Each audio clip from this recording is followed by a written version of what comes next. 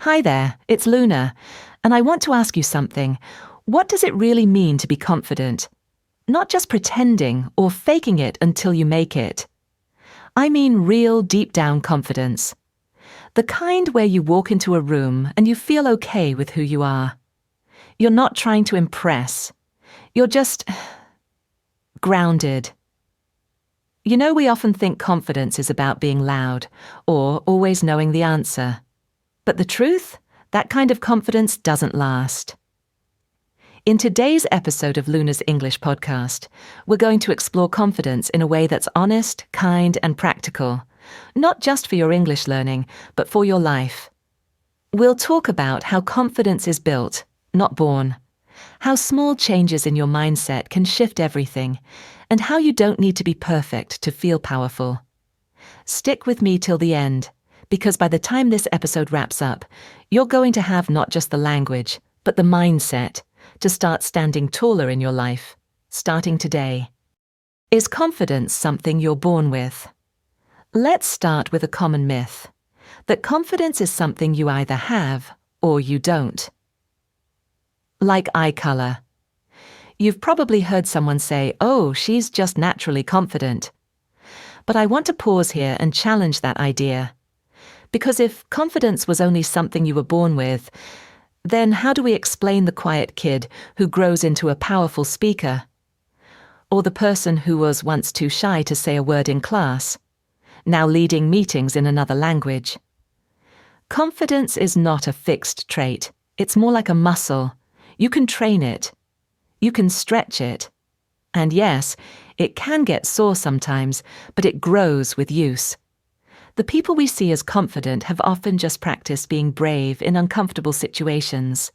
They've fallen and gotten up, again and again. So, if you've ever thought, "I'm just not a confident person," I want you to hear this. You can be.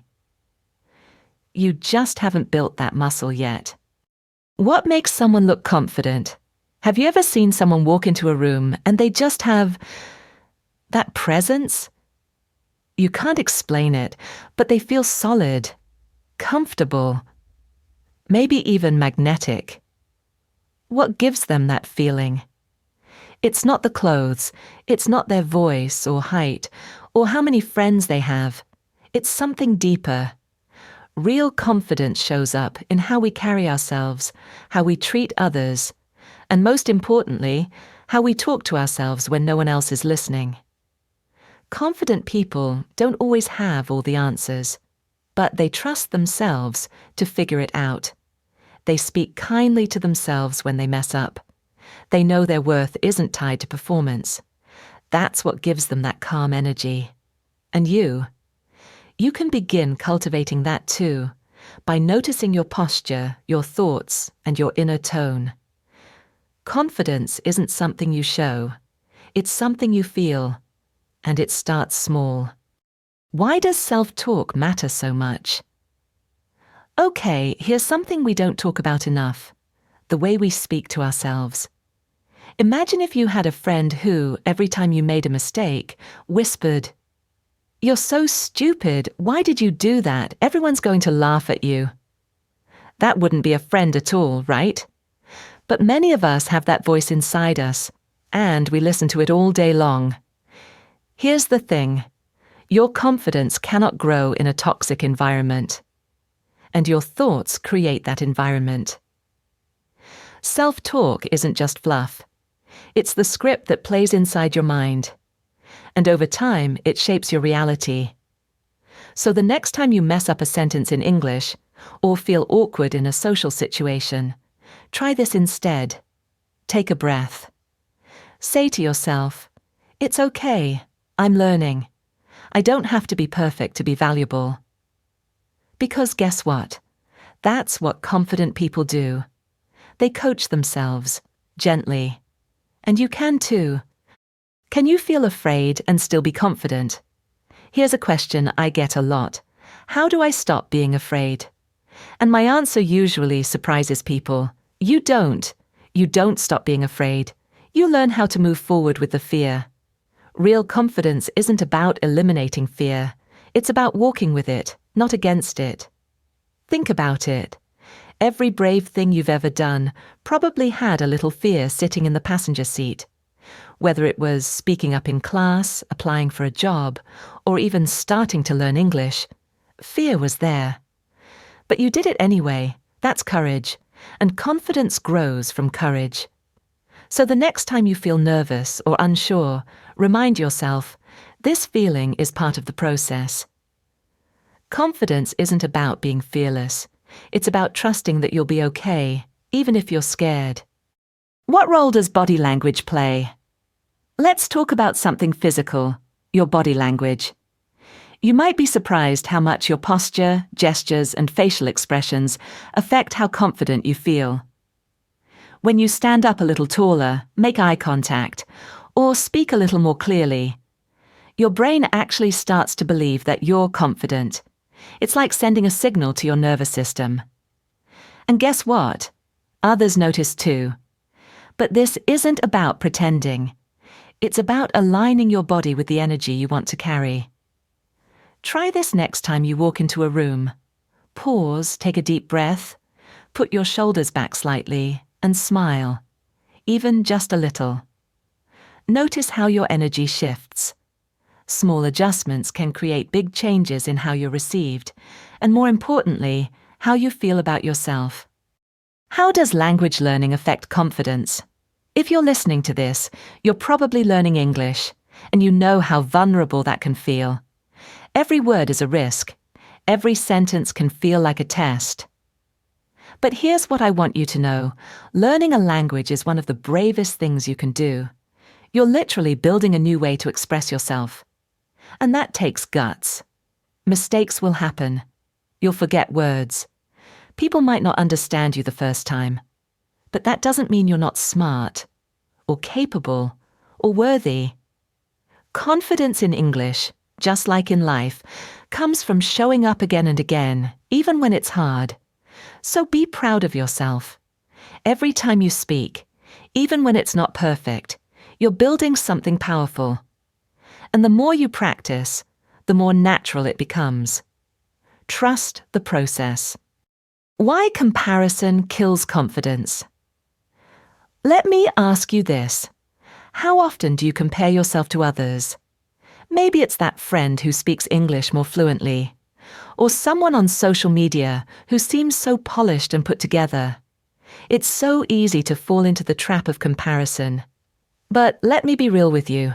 Comparison is a confidence killer. When you look at someone else and say, they're better than me, you're not just observing. You're making a judgment about your own worth.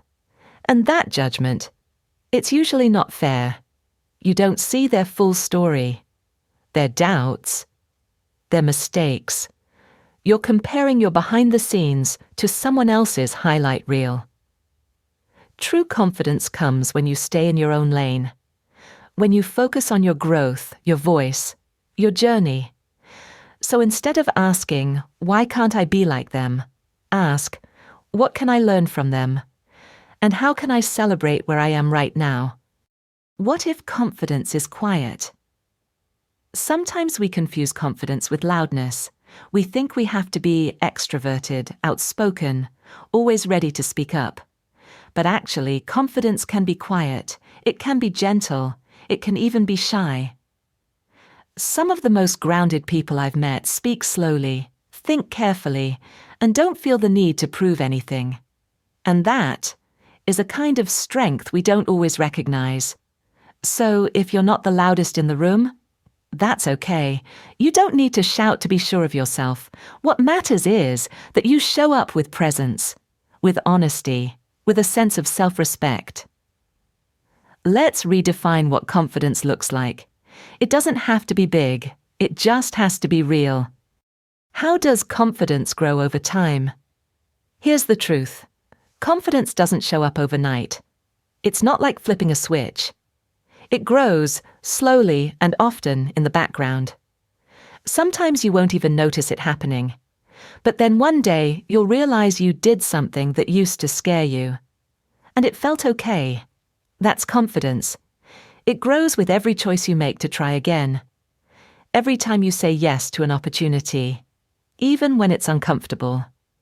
Think of it like watering a plant. You don't see big changes every day, but if you keep showing up, keep tending to it, something beautiful starts to bloom. Be patient with your process.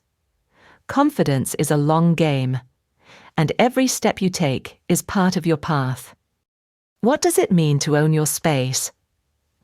Let's talk about owning your space.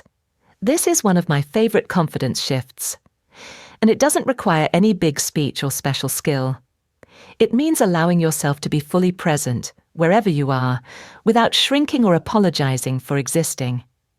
For example, in a meeting, instead of saying, "Sorry, this might be a dumb idea," try, "Here's something I've been thinking about." That small change, it matters. Or when speaking English, instead of rushing to finish because you're nervous, take your time. You belong in the conversation. Confidence grows when you stop asking for permission to take up space. You're already allowed to be here, just as you are. How do you deal with setbacks and failures? Nobody feels confident all the time, and one of the most important moments to practice confidence is when you fail, when something goes wrong, when you feel like giving up, because that's when your inner voice really shows up. Do you tear yourself down? Or do you stay kind? Confidence is not about always succeeding. It's about how you respond when things go sideways. Do you get curious or do you shut down? Try this. When you have a setback, pause. Take a breath. Say to yourself, "This didn't go the way I wanted, but I can learn from it. I can try again." That kind of self-leadership, that's what builds unshakable confidence. How can you build confidence in daily life? Let's bring this back to something practical. How do you actually build confidence in your daily life? Not just when you're on stage or in a big interview, but on a regular Tuesday. Here's where small habits come in. Do things that stretch you, just a little. Start a conversation in English, even if it's short. Ask a question you're curious about. Express an opinion, even if it's simple. These small moments, they add up. And slowly your identity shifts. You start to think, hey, maybe I am someone who tries. Maybe I am someone who speaks up. Confidence doesn't need drama. It needs consistency. And the more you practice, the more natural it feels. What does it mean to trust yourself? At the core of confidence is one thing: trust. Do you trust yourself to handle what comes up? To speak honestly? To keep going when things get tough? That kind of trust doesn't happen automatically. It's earned by showing up for yourself again and again. And it's not about being right all the time. It's about knowing that even if you make a mistake, you'll recover, you'll reflect, you'll move forward. So ask yourself, what would it look like to really trust yourself? Not in a perfect way, but in a kind and human way.